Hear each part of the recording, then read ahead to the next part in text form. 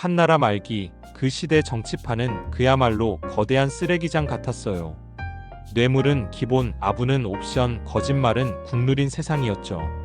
관리들은 죄다 돈을 받고 자리를 사고 팔았고, 황관 아저씨들은 황제 뒤에서 깃털처럼 춤을 추며 나라를 휘둘렀어요. 그런데 그런 미쳐 돌아가는 세상 속에 진짜 이상한 사람이 딱 한 명 있었어요. 바로 교연이라는 사람이었지요. 이 사람의 고집이 얼마나 셌냐면 웬만한 철보다 단단하고 황소보다 완고했어요. 어찌나 깨끗하고 바른 생활 사나이였던지 그의 손톱 밑에는 티끌 하나 없었고, 그의 마음속에는 구린내 나는 생각 따위는 꿈에도 없었답니다. 돈을 줘도 안 받고, 권력으로 꺾으려 해도 꺾이지 않고, 원칙을 깰 거면 차라리 죽겠다는 스타일의 사람이었죠. 그렇다 보니 그와는 정반대로 온갖 부정부패의 갑옷으로 칭칭 둘러맨 다른 관료들에게는 엄청난 미움을 받았어요. 하지만 워낙 출중한 능력과 인품 덕분에 교연은 끝까지 살아남아 결국 태위라는 높은 관직에까지 오르게 되었는데, 한나라의 태위는 군을 총지휘하는 최고 책임자 자리였답니다. 그렇게 교연이 원칙 덕후 청렴 끝판왕으로 이름을 날리던 어느 날, 그는 인생 최대의 시험대에 서게 됐어요. 바로 그의 어린 아들이 강도 떼거지들에게 납치를 당했던 것이죠. 하지만 관병들은 강도들을 포위하고도 쉽사리 그들을 공격하지 못했어요. 강도들을 제압하는 과정에서 교연의 아들이 다치기라도 할까 두려웠거든요. 그러나 교연은 오히려 크게 화를 내며 관병들을 다그쳤어요. 내 아들이 잡혀있다고 강도들을 놓아줄 셈이냐? 당장 저 못된 강도 녀석들을 모조리 잡아들여라. 교연의 호통에 깜짝 놀란 관병들은 그제서야 강도들에게 달려들었고, 결국 강도들을 모조리 잡아들였어요. 하지만 교연의 어린 아들은 그 과정에서 목숨을 잃고 말았답니다. 당시 혼란스러웠던 정치판에서 남들과 다르게 홀로 청렴 결백을 지키면서도 태위의 자리에까지 올랐던 사람, 태위의 자리에 있으면서도 여전히 심지어 자기 아들보다도 원칙과 공정함을 우선시한 사람, 사람들은 이런 교연을 바라보며 저게 진짜 강직이라는 거구나 깊이 감복했답니다. 그 후 당대 최고의 문장가 채용은 교연을 위해 비석을 세우고 비문에 다음과 같은 멋진 글귀를 새겼어요. 그의 성품은 화려함을 미워하고 소박함을 숭상하였으며 100번 꺾여도 굽히지 않고, 큰 절개에 임하여서는 그 뜻을 빼앗을 수 없는 기풍을 지녔다. 이는 교연의 강직한 성품과 확고한 의지를 찬양하는 표현으로 100번 꺾여도 굽히지 않는다는 구절을 가리키는 말이 바로 백절부료랍니다. 아무리 시련이 닥쳐도 절대로 꺾이지 않는 의지, 원칙과 신념을 끝까지 지키는 태도를 가리키는 말이죠. 교연이 그 수많은 부패 관리들의 미움을 받으면서도 태위의 자리에까지 오를 수 있었던 것도 결국에는 그의 이런 백절부료의 정신 덕분이었겠지요.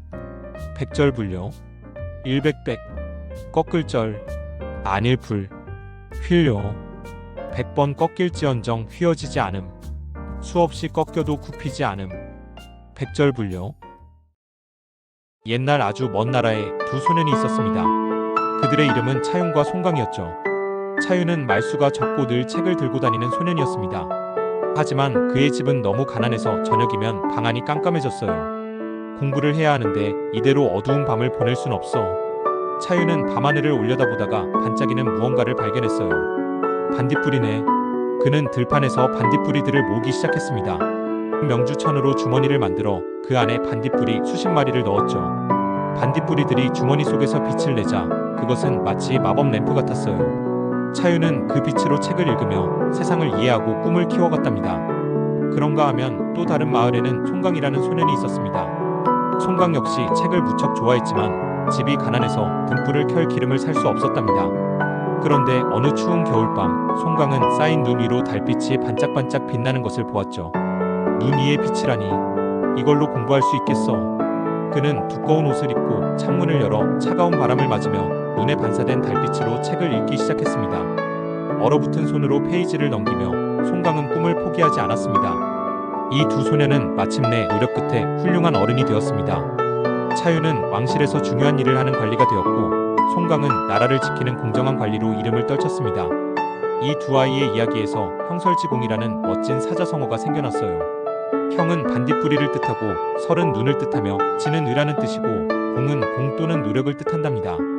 즉 형설지공은 반딧불이와 눈빛으로 이룬 공이라는 뜻으로 어려운 환경 속에서도 굴하지 않고 열심히 공부하여 성공하는 것을 비유하는 말이랍니다. 이제 시대가 변했어. 이런 낭만적인 이야기는 그저 동화일 뿐이야. 혹시 이런 생각이 드시나요? 하지만 잊어서는 안 됩니다. 꿈을 이루는 길은 멀고 험하지만 작은 빛이라도 찾아 붙잡고 나아가려는 노력이 결국 우리의 삶을 밝히게 될 것이라는 사실을요. 형설지공, 반딧불이 형, 눈설, 갈지, 공공, 반딧불과 눈빛으로 이룬 공로. 어려운 상황에서도 꾸준히 노력하여 큰 목표를 성취함. 형설지공. 은나라를 막 무너뜨리고 왕조를 세운 무왕의 주나라는 말 그대로 백지 위에 세워진 나라와 다름없었습니다. 이전의 은나라가 정과 주술, 무당문화, 무력을 바탕으로 한 신권 정치였다면 주나라는 덕으로 다스리고 예로 세상을 정비하는 왕도 정치를 표방했거든요. 주나라는 그야말로 이전의 세계관을 통째로 걷어내고 완전히 새로운 질서를 설계하려 했던 거대한 정치적 실험이었던 셈이죠. 이런 포부로 무왕은 나라를 열심히 다스렸고 백성들을 생각하는 마음도 아주 뜨끈뜨끈했답니다. 그러나 시간이 흐르며 나라가 번영하자 그의 마음도 느슨해지기 시작했어요. 어느 날은 그에게 아주 귀한 선물이 하나 들어왔는데 바로 내척, 요즘 단위로는 1m나 되는 크기의 착한 사람의 마음을 꿰뚫어보는 신통력까지 있는 개였어요. 그리고 무왕은 이 신비로운 개에게 푹 빠져 그날부터 나라 일을 더욱 소홀히 하게 됐어요. 중요한 문서들에는 먼지만 쌓여가고 신하들은 임금님의 얼굴을 보기가 하늘의 별 따기보다 더 어려워졌죠. 결국 보다 못한 무왕의 동생 소공이 나서서 형님께 쓴소리를 하기 시작했어요. 폐하, 제발 정신 좀 차리십시오. 밤낮으로 나라 걱정을 하셔야지 걔한테 홀딱 빠져서 이러시면 안 됩니다. 작은 행동 하나하나를 조심하지 않으면 아무리 큰 덕을 열심히 쌓아왔더라도 결국 모두 물거품이 되고 말 겁니다. 9길이나 되는 높은 산을 쌓는 공도 마지막 한 삼태기의 흙을 제대로 놓지 않으면 와르르 무너지는 법이지 않겠습니까? 소공의 이뼈 있는 충고는 마치 날카로운 송곳처럼 무왕의 마음에 콕 박혔답니다. 그리고 소공의 이 충언에서 유래된 말이 바로 공유일계예요. 한 광주리의 흙 때문에 공이 무너진다는 뜻으로 아무리 큰일도 마지막 순간의 사소한 방심 때문에 실패할 수 있다는 의미죠. 한비자라는 고대 사서에 나왔던 이 이야기는 실제로 있었던 일을 기록했다기보다는 주나라 건국 초창기의 긴장감과 자기관리 의식을 보여주기 위해 교훈적인 내용으로 각색한 에피소드입니다. 초심을 잃지 말라는 경계심과 권력자의 자기관리의 중요성을 일깨워주기 위해 만든 상징적인 이야기인 것이죠. 실제로 나라가 번영하자 무왕이 국사를 게을리했었다는 직접적인 기록은 남아있지 않아요. 오히려 민본주의를 내세운 덕망 높은 개혁군주로 그려져 있죠. 나아가 무왕의 병사 후 왕위를 이어받은 성왕이 너무 어리자 무왕의 형제 주공이 석정을 맡고 소공이 보좌를 하며 나라를 다스렸는데 무왕이 부지런히 나라의 기틀을 마련하며 미리 준비하지 않았더라면 이렇게 성공적인 석정도 불가능했을 거예요. 주공은 반란과 여진도 성공적으로 제압하며 나라를 잘 다스리다가 성왕이 장성하자 그에게 권력을 돌려주었죠. 좋은 군주가 자신의 시대에 아무리 나라를 잘 다스리더라도 다음 세대를 위해 미리 준비하지 않는다면, 그래서 기껏 이루어 놓은 것들이 바로 다음 세대에 모두 엉망이 된다면 그야말로 공유일계의 결과가 아닐까요?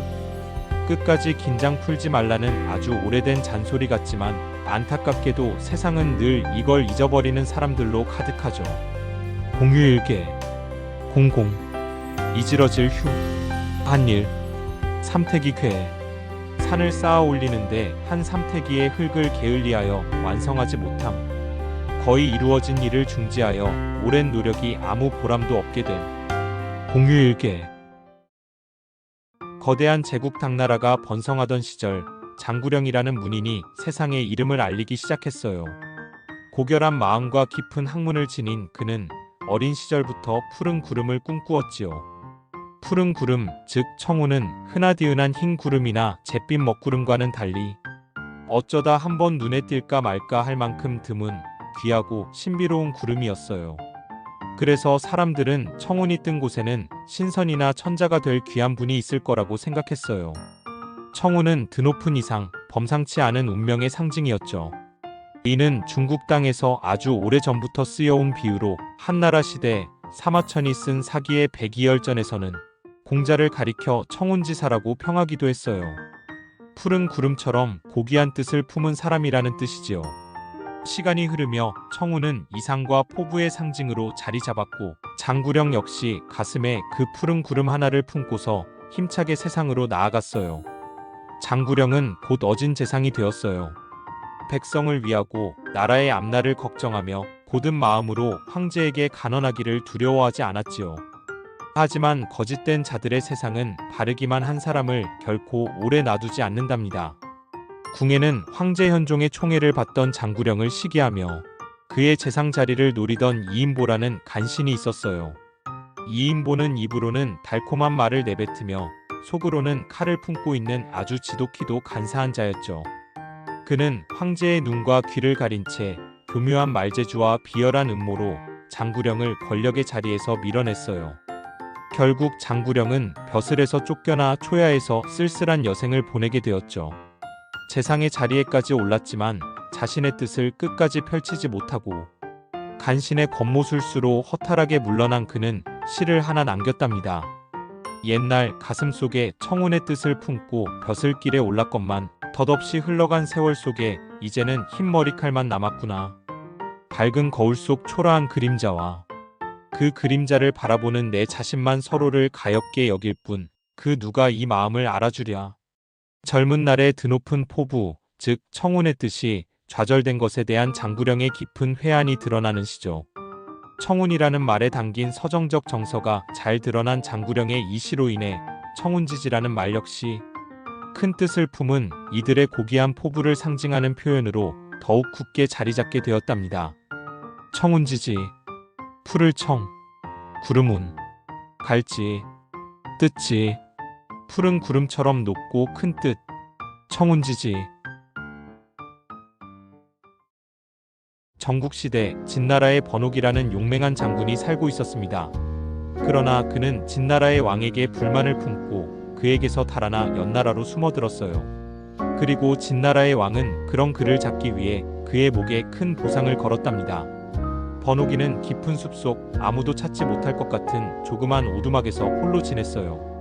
하지만 마음은 한시도 편안한 적이 없었어요. 오히려 끓어오르는 불길을 주체할 수가 없었죠. 그는 밤이면 이불 속에서 끙끙 앓으며 이를 갈았고 낮이면 두 주먹을 꼭 쥐고 깊은 한숨을 쉬었어요. 진나라의 왕이 자신을 부당하게 대했다는 생각에 억울해하며 복수심에 불타오르고 있었거든요. 그러던 어느 날 번옥이 앞에 형가라는 사람이 찾아왔어요. 형가는 날카로운 눈빛을 반짝이며 조용히 속삭였어요. 장군, 저에게 머리를 맡겨주십시오. 제가 장군의 머리를 가져가면 진나라 왕을 직접 만날 기회가 생길 겁니다. 그러면 제 손으로 직접 그자의 심장을 찌르겠습니다. 번옥이는 형가를 가만히 바라보았어요. 그의 말이 끝나기도 전에 손가락이 저절로 움켜쥐어졌어요. 그의 몸속 깊은 곳에서부터 무언가 꿈틀거리더니 뜨겁게 타오르는 불길이 솟아오르는 것 같았죠. 그래, 내가 내 오랜 한을 풀어다오. 그는 깊게 숨을 들이마셨고 눈을 감고는 스스로 단칼에 목을 내리쳤어요. 형가는 번옥이의 머리를 품에 안고 길을 떠났어요. 그리고 그것을 진나라 왕에게 바쳤죠. 왕은 기뻐하며 성대한 잔치를 열었고 형가는 잔치를 즐기는 척하다 소매 속에서 날렵한 비수를 꺼내 왕의 심장을 향해 내리꽂았지요. 이 이야기에서 나온 말이 절치부심이에요. 절치는 이를 갈다, 부심은 마음을 썩인다는 의미로 크나큰 분노나 후회로 인해 이를 악물고 속을 썩이는 상황을 뜻합니다. 마치 번옥이가 밤마다 복수를 꿈꾸며 깊은 어둠 속에서 칼을 갈았던 것처럼 말이에요. 그래서 그렇게 괴로워하며 절치부심의 나날을 보냈던 번옥이의 복수는 성공했을까요? 형가는 잔치 속에서 비수를 꺼내 왕의 심장을 겨눴지만 왕은 가까스로 비수를 피했어요. 형가의 계획은 결국 실패하고 말았고 연나라는 얼마 지나지 않아 진나라의 군대에 무너지고 말았답니다. 오랜 세월 동안 번옥이는 자신을 위해서가 아니라 분노와 증오로 점철된 복수를 위해 살아왔습니다. 그러나 그의 그 절치부심의 나날들과 그를 이용하려 했던 연나라의 계획 모두 헛된 싸움으로 끝나버렸죠.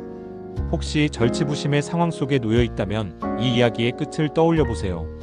마음이 조금은 차가워지지 않나요? 절치부심, 끊을 절, 이치, 썩을 푸, 마음심, 이를 갈며 분하게 여기고 마음속으로 깊이 고민함. 절치부심. 당나라의 시인 두목이 어느 날 전설적인 장수 항우가 마지막을 맞이했던 오강의 작은 여관에 머물게 되었어요. 항우는 한때 천하를 호령했지만 결국 패배하고 스스로 목숨을 끊었죠. 두목은 그를 떠올리며 붓을 들어 시 한 편을 썼어요.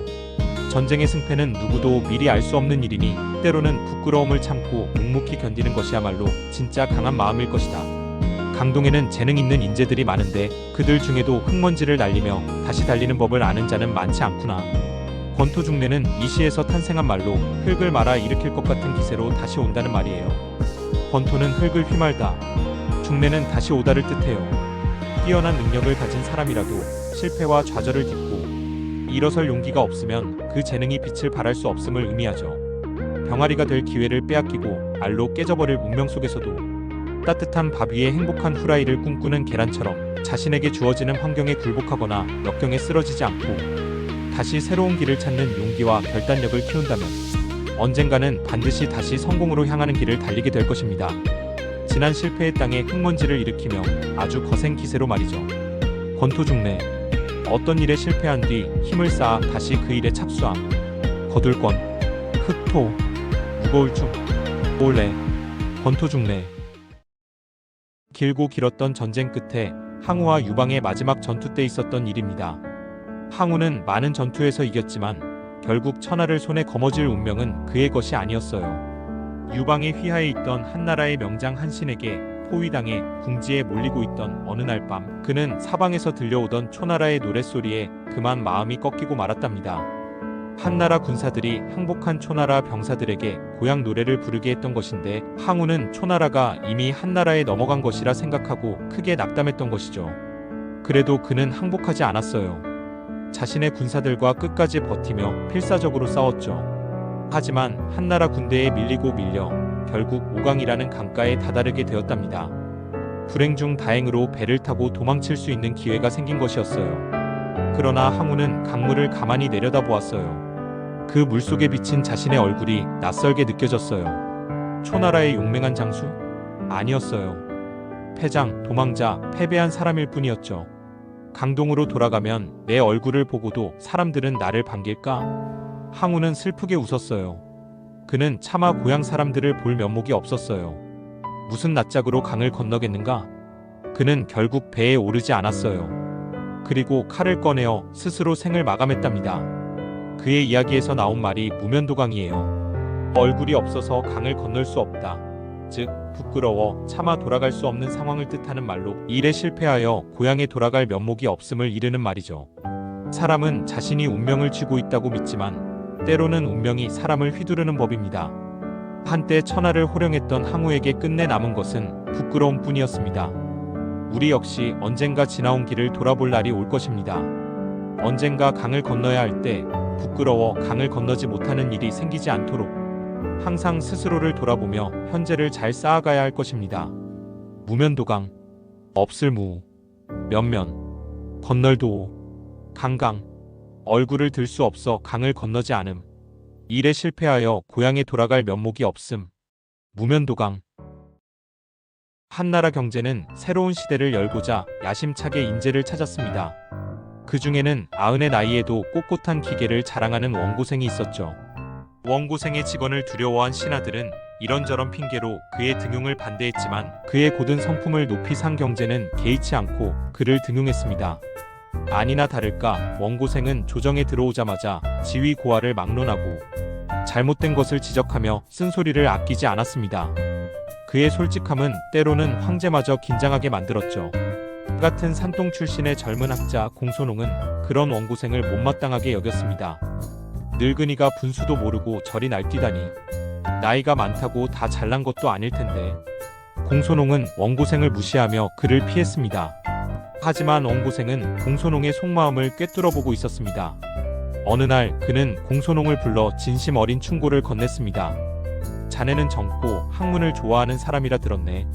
하지만 요즘은 학문이 정도를 잃고 속된 이야기만 유행하고 있지. 이런 흐름이 계속되면 학문의 참된 가치가 사라질까 두렵네. 젊은 그대는 학문을 좋아하니 부디 올바른 학문을 갈고 닦아 세상에 널리 퍼뜨려주게. 세상에 아첨하려고 자신의 학문을 굽히는 일은 결코 없어야 할 것이야. 이때 원고생이 신념 없이 권력이나 세속적 이익에 맞추어 학문을 왜곡하는 태도를 비판하며 한 말이 바로 곡학아세입니다. 곡학은 학문을 굽히다. 아세는 세상에 아첨한다는 뜻으로 학문을 굽혀 세상에 아첨한다는 의미죠. 원고생의 말에 공손홍은 부끄러움을 느꼈고 자신이 얼마나 잘못된 생각을 하고 있었는지 깨달았어요. 그는 원고생에게 용서를 구하며 제자로 받아줄 것을 간청했답니다. 그날 이후 공손홍은 원고생을 스승으로 모시고 학문을 올곧게 연구했습니다. 그리고 그는 조정에서 남들과 타협하는 길이 아닌 진정으로 나라를 위한 학자의 길을 걷게 되었죠. 진심으로 자신의 학문의 가치를 소중히 여기는 학자라면 그 가치를 스스로 훼손하는 일은 결코 할 수 없을 것입니다. 세상의 문제가 복잡하다고 하지만 사실 옳고 그름은 가장 단순한 문제인 게 아닐까요? 곡학아세, 구불곡, 배울학, 언더가, 인간세, 학문을 굽혀 세상에 아첨함, 자신의 이익을 위해 학자의 양심을 저버림. 곡학아세. 춘추 전국 시대 초나라에 오자서라는 사람이 있었습니다. 그의 아버지와 형은 나라에서 중요한 벼슬을 하고 있었는데 간신 비무기의 계략에 빠져 무참히 목숨을 잃고 말았지요. 이에 오자서는 자신도 위험하다는 걸 깨닫고 서둘러 도망쳤는데 그 길에 친구 심포서를 만났습니다. 자네 어디로 가는가? 오나라로 간다네. 내 아버지와 형을 처참하게 버린 이 나라를 반드시 멸망시키고 원수를 갚을 테니 지켜보게. 자네 심정이야 이해하지만 사사로운 원한으로 나라를 뒤엎겠다는 건 경솔한 생각 아닌가? 심포서는 오자서를 다독였지만 오자서는 이미 원한에 사로잡혀 아무 말도 들리지 않았어요. 결국 두 사람은 크게 다투고는 그대로 서로에게서 등을 돌렸지요. 오자서는 온갖 고생 끝에 오나라에 도착했고 공자광과 친분을 쌓게 되었어요. 이후 광은 오왕요를 시해하고 왕위를 찬탈하는데 이렇게 오왕이 된 그가 그 유명한 합려랍니다. 그리고 합려가 오왕이 되는데 적극적으로 활약한 오자서는 조정의 실력자가 되었어요. 그는 틈만 나면 합려에게 초나라를 정벌하자고 설득했고 마침내 군대를 이끌고 초나라로 향했답니다. 오나라 군대는 거침없이 진격했고 결국 초나라의 도읍을 함락했어요. 그러나 정작 그가 원수로 삼았던 평왕은 이미 세상을 떠난 뒤였어요. 이에 오자서는 무덤을 파헤쳐 시신을 꺼내 채찍질을 퍼붓고 뼈를 부수어 가루로 만들었습니다. 그렇게 하고도 분이 풀리지 않았던 그는 도성을 버리고 달아났던 평왕의 아들 소왕을 찾아 나섰어요. 옛 친구 심포서가 그를 만류하는 내용의 서한을 보냈지만 그는 이렇게 답했어요. 날은 저무는데 갈 길은 머니 상식을 벗어난 행동을 할 수밖에 없다네. 도행 역시는 상식을 벗어난 행동을 한다는 오자서의 이 말에서 유래된 말이에요. 도, 거꾸로 하다 뒤집다. 행, 행동하다 나아가다. 역, 거스르다 반대하다. 시, 실행하다 행하다. 즉 순리를 거슬러 행동하다. 상식을 벗어나 무리하게 행동한다는 뜻으로 세상의 일반적인 이치와 반대로 정상적인 방식이 아닌 무리한 방법으로 일을 진행하는 것을 의미해요. 그러나 오자서가 소왕을 찾아내기 전에 뜻밖의 사태가 벌어졌어요. 진나라 군대가 초나라를 돕기 위해 출병한 것과 동시에 오나라 내에서는 반란이 일어났죠. 결국 그는 소왕 추격을 포기하고 군대를 돌릴 수밖에 없었어요. 오나라의 반란군은 결국 진압되었지만 시간이 흘러 합려가 죽고 왕위를 계승한 그의 아들 부차는 오자서를 못마땅하게 여겼어요. 결국 오래전부터 오자서를 시기해온 백비가 작정하고 그를 모함하자 부차는 오자서에게 자결을 명령했어요. 사기에서는 오자서가 죽기 직전 자신의 눈을 뽑아 오나라 동쪽 성문에 걸어달라며 그래야 오나라가 월나라에게 멸망하는 것을 지켜볼 수 있을 것이라는 유언을 남겼다고 이야기하고 있어요. 오왕 합려는 월나라와의 전쟁 중에 얻은 부상 때문에 죽었는데 이 때문에 그의 아들 부차는 월나라에 깊은 원한을 품고 있었거든요. 오자선은 그런 월나라의 오나라가 망하는 모습을 보고 말겠다는 유언을 남겼던 것이지요. 비록 대상은 바뀌었을지언정 그렇게 그는 죽음을 맞이하기 전에도 여전히 들끓는 복수심에 괴로워하며 죽었던 거예요. 도행역 씨의 정신을 신조로 삼은 삶은 행복이나 평화, 안정과 같은 긍정적인 마음으로는 결코 이어질 수 없는 것이랍니다. 도행역 씨, 넘어질 도, 단일행, 거스를 역, 베풀 시, 도리에 어긋나는 행동을 하고 올바른 길을 거슬러 나아감. 당나라의 혼란스러운 시기, 황광과 외척의 권력 다툼 속에서 황제조차 허수아비처럼 흔들리던 때였어요. 높은 관직에 오르거나 부귀를 누리던 사람들도 하루아침에 몰락하는 일이 많은 시기였죠. 하지만 모든 사람들이 그런 혼란 속에 있던 것은 아니었어요.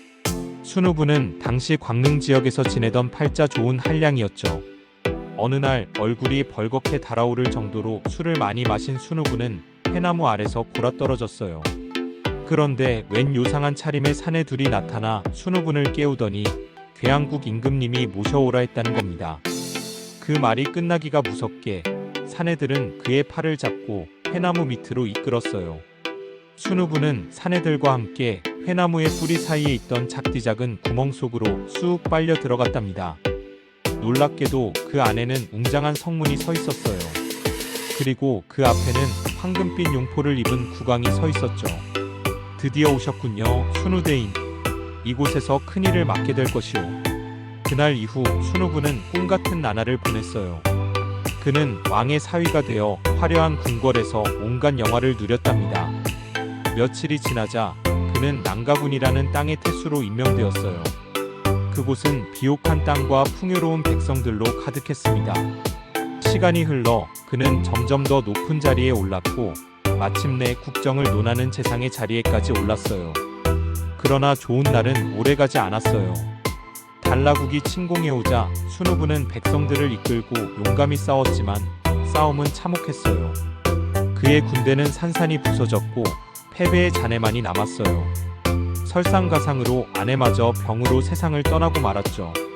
절망한 그는 벼슬을 버리고 수도로 돌아갔답니다. 그리고 얼마 후 국왕이 말했어요. 괴양국에는 변화의 조짐이 보인다. 이제 그대를 본래의 자리로 돌려보내야 할 때로군. 그러자 순우분의 주위로 어지러운 빛이 소용돌이쳤고 몸이 허공으로 빨려 들어가는 듯한 느낌이 들었어요. 눈을 떴을 때 순우분은 여전히 회나무 아래에 누워 있었어요. 꿈이었어요. 모든 것이 꿈이었습니다. 그는 멍한 얼굴로 나무 뿌리를 살폈어요. 그리고 그곳에서 작은 구멍을 발견했죠. 궁금한 마음에 손가락으로 조심스럽게 더듬어 보았더니 개미떼가 드러났어요. 왕개미 2마리가 개미 무리의 중심에서 꼼지락거리고 있었어요. 마치 괴양국의 국왕 내외를 둘러싸고 있는 백성들처럼 말이죠. 그는 손으로 흙을 덮어 구멍을 원래대로 돌려놓았어요. 그러나 그날 밤 억수같이 비가 쏟아졌어요. 다음 날 아침 그가 다시 구멍을 살폈을 땐 아무것도 남아있지 않았답니다. 변화의 조짐이 보인다더니 이 말이었군. 순우부는 허탈하게 웃었어요. 여기서 유래된 말이 난가일몽이에요. 남쪽까지 아래서의 한 꿈이라는 뜻으로 꿈과 같이 헛된 한때의 부귀영화를 이르는 말이랍니다. 한때의 성공이나 권력은 마치 꿈처럼 사라질 수 있음을 경고하는 말이죠. 덧없는 영광과 권세는 한낱 개미의 왕국과 같습니다. 하룻밤 사이 빗물에 쓸려가듯 부귀와 권세도 한순간에 사라질 수 있는 법이죠. 눈부시던 영화도 견고해 보이던 권력도 결국엔 덧없이 흩어지고 맙니다. 그와 같이 덧없는 것에 집착하다 보면 남는 것은 허무뿐이죠. 난가일몽, 남영남, 가지가, 한일, 꿈몽, 남쪽까지 아래서 꿈꿈, 꿈과 같이 헛된 한때의 부귀영화를 이름, 난가일몽.